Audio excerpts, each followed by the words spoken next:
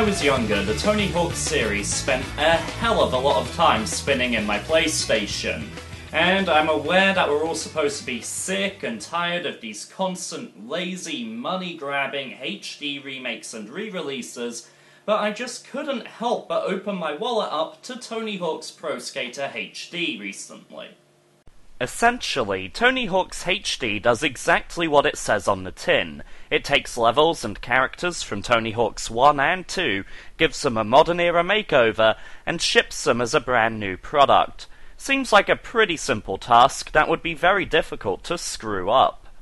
To those who aren't aware, yes, all three of you, this skateboarding series debuted on the PlayStation and N64, quickly gaining a large fan following and fantastic reputation for its addictive gameplay combined with striking soundtracks. You have 2 minutes to complete one or more of various set tasks within any level. These will usually include getting a high score by performing tricks and grinds, collecting the letters of the word skate, and finding a secret video. Complete enough of these tasks in each stage and you get to move on to the next level. The first thing that struck me about this new HD offering is its length. The game is over all too soon, with veterans of the Tony Hawk series being able to blast through in maybe 2 or 3 hours, with newcomers finishing it off in around about 4. There simply aren't enough levels, and the goals set within those levels make it too easy to just breeze through the title. Yes, once you beat the game you get set new projectives, and yes, you're expected to complete the game with every individual skater, but frankly, it comes off as padding, nothing more than artificial lengthening. I was surprised by some of the levels that were actually chosen to appear as well. In particular, I was disappointed to see Hangar show up. It was the first level of Tony Hawk's 2, and is very similar to Warehouse, the first level of Tony Hawk's 1. Hangar always felt like a gentle reminder to returning fans at the start of the second game, easing us back in with something familiar, and that would have been absolutely fine if Warehouse wasn't also present in the HD remake. In the original titles, you also used to partake in a competition once every 2 or 3 levels. These competitions saw you trying to impress the judges with a high score, a wide variety of tricks, and an absolute lack of bailing from your board.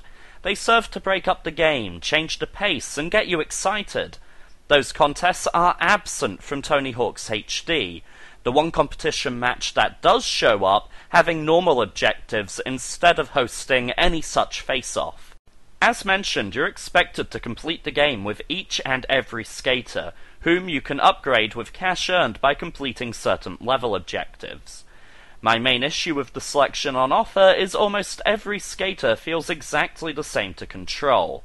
This problem is only made worse by the fact that you can upgrade their stats and customize their tricks, so that there is literally no difference from one character to the next. You also unlock new skateboards for your chosen avatar, and while in previous games your boards and wheels would alter your turning speed and other stats, here it seems to be a purely aesthetic change. Fortunately, the music includes multiple standout tracks from both the first and second Tony Hawk games, with some new tunes thrown in for good measure. Not everything I would have wanted to see makes an appearance, but everything that is present and accounted for has the same vibe and atmosphere, a sort of rebellious freedom drenched in summer sun. If you don't find yourself singing along while playing, or even just humming or mumbling the words to yourself, head to a hospital urgently, you may have died. Graphically, the game is, of course, a major step up from the entries it's based around. From a technical perspective, the visuals are simply competent and of the standard level we've come to expect from this generation of games. The aesthetic, on the other hand, manages to effortlessly recapture and improve upon the spirit and energy of years gone by. Ultimately, the game's not great, but that doesn't mean it's terrible either. It's sitting in that weird in-between. It's mediocre, it's ultimately unremarkable.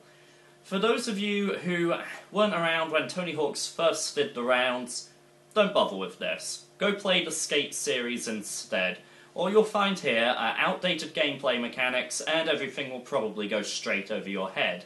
For those of you who were around, This re-release is more about what's missing than what's actually on offer.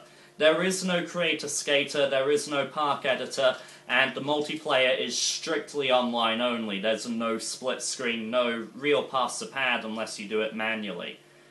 With that said, I still put down 1,200 Microsoft points, and although I don't think it's worth that much in general, I think it was worth that much for me personally, because the nostalgia goggles have been more than enough. You see, I'm aware of the game's flaws. I'm aware that the package I've been given is ultimately a flawed one, and probably a bit of a rip-off, if I look at it from a purely technical standpoint.